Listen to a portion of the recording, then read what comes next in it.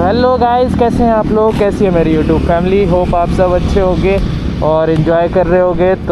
तो मेरी आरसी जो है ये 30,000 किलोमीटर चल चुकी है, यानी 30 के किलोमीटर चल चुकी है। ये रहा 30,270। तो 30,000 किलोमीटर चल चुकी है। तो आज इसका दे रहे हैं ओनरशिप रिव्यू। अपनी आरसी KTM RC 200 है, ये देख सकते हो वहाँ पे, जिस पे क्या क्या हो चुका है या कितना खर्चा हो चुका है या कैसी है ये चलाने में, या आपको लेनी चाहिए या नहीं। तो आज इन सब चीज़ों पे बात करेंगे। बात करते हैं कि ये मैंने क्यों ली थी। तो KTM RC जो पुरानी वाली है, जो आपने देखी होगी, तो अभी तक इंस्टाग्राम पे हर जगह देखी होगी, तो वो जो है काफ़ी ज़्यादा स्लीक है। मतलब इससे बहुत पतली है, ये उससे बल्कि लगती है काफ़ी ज़्यादा। लेकिन साइड से जैसे ही आप आओगे तो इसका लुक एकदम चेंज हो जाता है, तब ये बहुत ही सुंदर लगती है, बहुत ही खूबसूरत लगती है। और इसका जो टैंक है पिछली वाली का, वो यहाँ से जैसे आप इसको देख सकते हो स्ट्रेट, तो ये काफ़ी वाइड है। और उसका टैंक सिर्फ इतने में एक हाथ में ही आ जाता है पूरा टैंक, जो ओल्ड वाली आरसी थी। और सिटिंग पोजीशन उसकी पिछली वाली की इससे थोड़ी नीचे की तरफ है, जैसे ये है, ये उससे हाइट बढ़ा दी गई थी। और जो नई वाली है ये उससे मतलब ज़्यादा ऊपर है, वो पिछली वाली जो थी नीचे थी थोड़ी। और सीट चेंज हुई है यहाँ पे, जैसे पिछले वाले पे काउल लगा था, इस पे काउल नहीं लगा, इस पे सीट दी गई है प्रॉपर, लेकिन उतनी कंफर्टेबल नहीं है। लेकिन बस ये है कि उसके जैसी नहीं है, तो बैठ सकते हैं लोग, फीमेल्स भी बैठ सकती हैं अच्छे से। और बात करते हैं इसकी मीटर की, तो मीटर भी चेंज हुआ है। इसका जो पहले वाला मीटर था वो काफ़ी अलग था। इसके मीटर में जैसे तक सारी ही चीज़ें दे दी गई हैं, जो कुछ भी नहीं बचेगा। और जैसे इस पे देख रहे हो अभी सुपर मोटो लिखा है, तो सुपर मोटो का मतलब है कि इसकी दोनों ABS ऑफ हैं, फ्रंट और बैक के दोनों ही ABS ऑफ रहते हैं। और अभी साइड स्टैंड लगा है, जैसे 30,000 चल रही है पूरी, वो दिखा रहा है, टाइम दिखा रहा है, फ्यूल रेंज कितनी है वो दिखा रहा है, लेकिन ये एक्यूरेट नहीं होती, चेंज कम रहती है। यहाँ पे गियर इंडिकेटर, कितने कौन से गियर पे है, RPM, फ्यूल इंडिकेटर, मतलब हर चीज़ दी गई है। और ट्रिप, ये रहा ट्रिप 1, ट्रिप 2, 2 ट्रिप है इसमें। ABS यहाँ से ऑफ हो जाता है, ऑन हो जाता है। जैसे भी रोड मोड पे है, सेट को दबा के रखेंगे कि प्रेसिंग लिख के आ रहा है, रिलीज़ बटन, और हो गया सुपर मोटो, यानी अब ABS ऑफ हो गया है। ठीक है, मेरे को चलाने में बहुत ज़्यादा कंफर्टेबल लगती है ये, बिल्कुल कोई स्ट्रेस नहीं देती है। बस ये है कि जो पिलियन होगा उसको दिक्कत आने वाली है, वो ज़्यादा देर के लिए नहीं बैठ सकता, ना ज़्यादा दूर जा सकता है। इस पर काफ़ी स्टिफ है सीट, या तो सीट फोम लगवा ली जाएगी तो फिर कंफर्टेबल हो जाएगी। बाकी ये सीट मेरे को बहुत पसंद है, मतलब कहीं भी शिकायत नहीं है इससे, बिल्कुल बढ़िया चलती है। जैसे अभी मैंने ट्रिप मारा था 500 किलोमीटर के अराउंड का, वो दिल्ली का, जिसे आप मेरे चैनल पे जाएंगे तो वहाँ पे दिख जाएगा। तो वो ट्रिप मारा था इसी से ही सिर्फ 4 घंटे में KTM RC से। तो बिल्कुल भी रुकना नहीं पड़ा मेरे को, बिल्कुल ये नहीं लगा कि अब थक गया हूँ मैं या फिर रुकना चाहिए मेरे को, आराम से पहुँच गया था। और बिल्कुल कहीं पे भी ये नहीं लगा कि मेरे को कोई दूसरी बाइक लेके आनी चाहिए थी इससे, नहीं। एक तो ये चलती बहुत अच्छी है, तो खिंचती जा रही थी, बिल्कुल भी रोकने की ज़रूरत नहीं पड़ी मेरे को। और हेडलाइट का थ्रो जो है वो बहुत अच्छा है, नाइट में बहुत अच्छी विजिबिलिटी प्रोवाइड करता है। करते हैं इसके माइलेज की, तो इसका जो माइलेज जो मेरे को हाईवे पे देती है, ये 25 से 30 का माइलेज दे देती है। और सिटी में भी 25 का माइलेज तो दे ही देती है।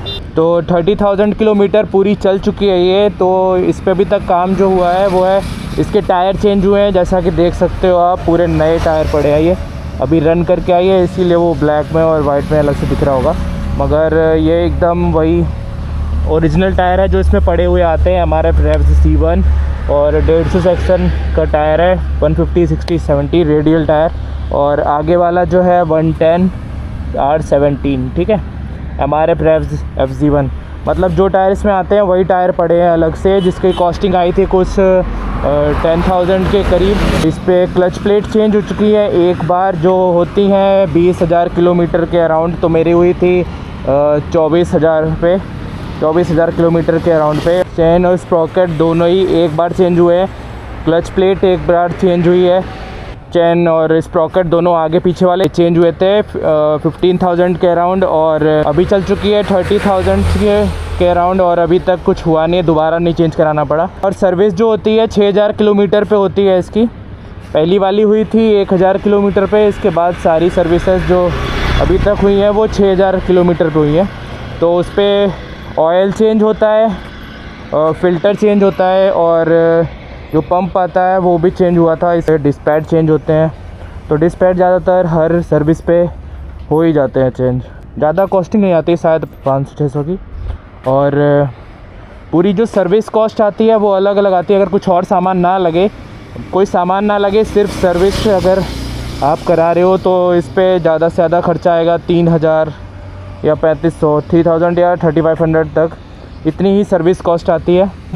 तो बात करें इसकी टॉप स्पीड का, तो इसकी जो टॉप स्पीड जाती है वो मतलब नॉर्मली जैसे मैंने भगाया है तो कभी 149, 150 तक चली जाती है। मतलब आप लीन करोगे तब, और अगर बाइक आपकी अच्छी कंडीशन में, मतलब ल्यूब हो चुका है अच्छे से, टायर प्रेशर सही है तो सब कुछ, तो 150 के अराउंड पहुंच जाती है। लेकिन ज़्यादातर जो आपका रहेगा वो 144, 145 ही रहेगा। तो बात करें इसके कॉम्पिटिटर से या जो मैं ले सकता था, जैसे कि R15 या RS200, यही दोनों ऑप्शन थे उस टाइम पे। तो फिर R15 जो थी 18 bhp की पावर प्रोड्यूस करती थी, तो वो मेरे को अंडर पावर लग रही थी। और RS200 जो है वो सेम पावर डिलीवरी कर रही थी, मतलब 25 bhp के अराउंड, लेकिन वो काफ़ी ज़्यादा लीनियर पावर डिलीवर कर रही थी, काफ़ी लीन, मतलब स्लो भागती थी। मतलब थी पावर उतनी, लेकिन काफ़ी स्लो चलती थी। और उसका फेयरिंग बहुत अजीब सा है, काफ़ी सारा उसमें काम कर दिया गया है। जैसे इसमें आप देख सकते हो स्ट्रेट लाइन कर्व्स है सारी, जैसे एक लाइन में गया है, मतलब जैसे स्ट्रेट में है वो काफ़ी ज़्यादा टेढ़ा मेढ़ा कर दिया है उसको। काफ़ी ज़्यादा फेयरिंग है, लेकिन वो अजीब सी फेयरिंग है, जैसे सिर्फ ऊपर का पोर्शन पे फेयरिंग है, इतना फेयरिंग है और वो अलग सी बना दी गई है। और ये मेरे को प्रॉपर एक स्पोर्ट्स बाइक वाली फील दे रही थी। जैसे चला भी रहा था तो फिर वो RS जो है काफ़ी अपराइट है, पोजीशन पे है, ये एकदम मतलब स्पोर्ट्स बाइक वाली पोजीशन पे है। और बात करें इसको चलाने में या कैसी चलती है ये, तो लॉन्ग राइड रिव्यू जो है, मतलब काफ़ी जो लॉन्ग मैं चला चुका हूँ इसे, तो वो दिल्ली तक गया हूँ, तो 2 बार गया हूँ दिल्ली तक, लेकिन रिकॉर्ड एक ही बार कर पाया था। और वो वीडियो पड़ा है मेरे चैनल पे। और चलाने में बिल्कुल भी कहीं से भी आपको डिस्कम्फर्ट नहीं होगा, ये पेन नहीं होगा कहीं पे भी। अगर आप पिलियन बिठा लोगे तो आपको दर्द ज़रूर होने वाला है। जैसे पिलियन के लिए कैसी है ये, उसके लिए बात कर लेते हैं। तो पिलियन जो है वो काफ़ी ज़्यादा ऊपर बैठेगा, जैसे देख सकते हो आप यहाँ बैठने वाले हो, ये सीट जैसे देख रहे हो, तो यहाँ पे वैसे भी कोई नहीं बैठता, बैठते ये लोग यहीं पे। तो जैसे आप वहाँ बैठोगे तो फिर पिलियन वहाँ बैठेगा आपके ऊपर, और उसके हाथ हमेशा आपके शोल्डर पे या कमर पे रहेंगे ही, तो आपको रिस्ट पेन होने वाला ही है। रिस्ट पेन तो रहेगा ही रहेगा। मतलब अगर आप पिलियन बिठाने वाले हो, जैसे अगर आप मेरे जैसे सोलो चलने वाले हो, तो फिर आपको कहीं से भी कोई प्रॉब्लम नहीं आने वाली। स्पोर्ट्स पोजीशन भी आप एंजॉय करोगे और दर्द भी कहीं नहीं होगा। पोजीशन इसकी बहुत सही बनाई गई है। जैसे फुट पैक्स आप देख रहे हो, तो वहाँ राइडर बैठता है और फुट पैक बिल्कुल नीचे ही है यहीं पे।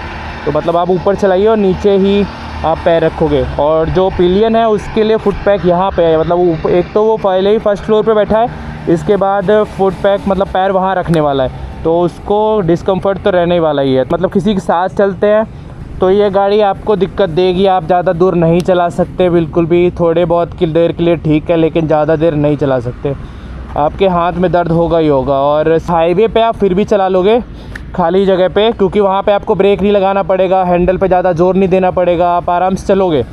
लेकिन जैसे ही आप सिटी में आओगे, ट्रैफिक में आओगे, तो उसके हाथ आपके शोल्डर पे ही रहेंगे और बार बार जैसे ही ब्रेक लगाओगे पूरा ज़ोर आगे की तरफ ही पड़ेगा। जैसे यहाँ कोई बैठा है तो वो सीधा ही ऊपर ही आएगा, तो आपके रिस्ट पेन रहने ही वाला है, चाहे आप कुछ भी कर लो वो रहेगा ही रहेगा। बात करें इसकी नेगेटिव्स की, तो नेगेटिव ऐसे ज़्यादातर मेरे को ज़्यादा कुछ लगा नहीं, लेकिन बस ये है क्योंकि फेयर्ड बाइक है तो फिर आपको बहुत संभल के रखना पड़ता है। R15 से तो अच्छी बिल्ड क्वालिटी है, मतलब वो गिरेगी तो बचेगी नहीं, और ये गिरेगी तो कुछ दिक्कत होने वाली नहीं है। जैसे कि आप देख सकते हो, अगर कहीं से भी मैं स्टंट करता हूँ काफ़ी बार, जैसे गाड़ी गिरी भी है, लेकिन कुछ भी खर्चा होता नहीं है, बहुत भयंकर वाला खर्चा नहीं होता। बस ये अगर बढ़िया से गिर गई तो फिर काम कराना ही पड़ेगा आपको, तो फिर वो तो किसी भी बाइक में होगा ही होगा। तो ज़्यादा मतलब बिल्ड क्वालिटी बिल्कुल सही है, स्टिफ है, कहीं से भी किसी भी तरह की कोई आवाज़ नहीं आती।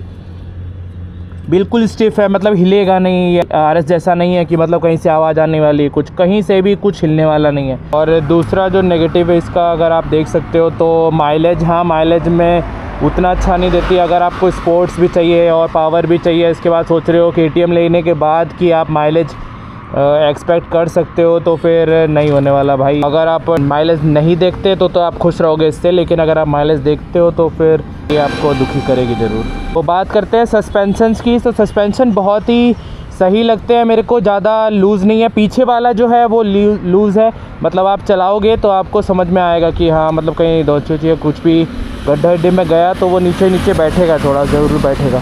और ये जो है ये काफ़ी ज़्यादा स्टिफ है, फ्रंट वाला, और ये काफ़ी ज़्यादा स्टिफ है। मतलब गड्ढा अगर आया तो फिर ज़्यादा नीचे नहीं जाता, ज़्यादा तक इनका रन रहता है, बस यहाँ तक, हाफ तक ही रन रहता है।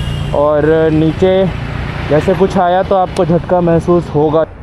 तो ओपन चैन वाली होती हैं इसमें, तो जैसे ये है काफ़ी ज़्यादा गंदी होगी, बल्कि अभी ज़्यादा चली भी नहीं है, 500 किलोमीटर के अराउंड चली होगी। तो इनमें ल्यूब कराना ही पड़ेगा आपको 500 किलोमीटर के अराउंड। अगर आपने नहीं कराया तो फिर जैसे ही थोड़ा सा 500 से ज़्यादा चलेंगी तो ये चलने पे इसकी चेन आवाज़ बहुत करती है, वो वाली चेन वाली आवाज़ आएगी ही, आपको परेशान करेगी अगर आपने ल्यूब नहीं किया। तो चेन ल्यूब कराना ही पड़ेगा। पॉइंट जो है इसमें आपको ये लगाना ही पड़ेगा, अगर आपने नहीं लगवाया, मतलब इसे क्या शू प्रोटेक्टर भी कह सकते हो आप। तो फिर अगर इसको आपने नहीं लगाया तो ये हाल होने वाला है, ये देख रहे हो आप। तो ये नया शूज़ था मेरा, ये गड्ढा हुआ है, ये इसी वजह से हुआ है, जब तक मैंने इसको नहीं लगाया था। तो फिर मेरे को ये लगाना पड़ा है, तो अब निशान नहीं आते, वरना ब्लैक भी करता है शू ये, और फाड़ भी देता है। ल्यूब है वो यहाँ से बाहर ही करता है, तो आपका ये वाला पोर्शन हमेशा गंदा ही रहेगा इस पर, इसके लिए कुछ नहीं कर सकते आप, ये तो गंदा रहना ही वाला है। जैसे हम लोग बात करते हैं ये रिलायबल है गाड़ी की, नहीं है रिलायबल। सिर्फ 2 साल हुए हैं और 30,000 किलोमीटर मेरी रन कर चुकी है, मतलब गाड़ी बढ़िया से चलाता हूँ मैं, और काफ़ी ज़्यादा चल चुकी है। और मेरे अगर अब YouTube पे या Instagram पे देखोगे तो हमेशा ये प्लस में ही रहती है, यानी 100 प्लस ही रहती है। उसके बाद भी ये इतनी मक्खन चल रही है इस समय की जगह से। देखो 3rd गियर पे है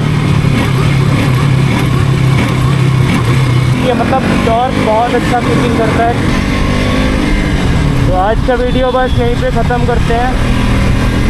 होप करता हूँ आपको वीडियो अच्छा लगा हो, और अगर आपको कुछ भी पूछना हो, कोई भी क्वेरी हो आपकी, तो आप मेरे को डायरेक्ट मैसेज कर सकते हैं इंस्टाग्राम पे। इंस्टाग्राम लिंक डिस्प्ले हो रहा है। तो आज के लिए बस इतना ही, मिलते हैं आपसे दूसरे ब्लॉग में, तब तक के लिए टेक केयर।